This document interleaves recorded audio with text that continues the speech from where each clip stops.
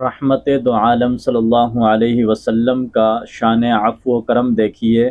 کہ 21 سال تک کفار مکہ نے نبی کریم علیہ السلام اور آپ کے نام لیواؤں پر اور خدائے واحد کے پرستاروں پر کوئی ایسا ظلم اور ستم نہیں تھا جو نہ ڈھایا ہو،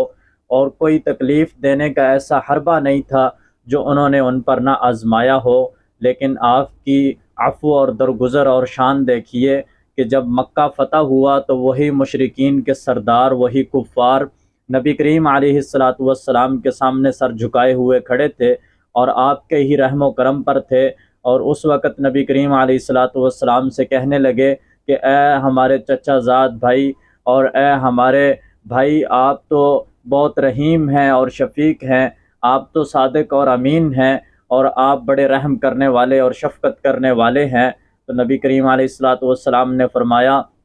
کہ آج میں تم سے وہی کہتا ہوں جو حضرت یوسف علیہ السلام نے اپنے بھائیوں سے کہا تھا، جاؤ آج آپ پر کوئی الزام نہیں ہے اور تم سب کے سب آزاد ہو۔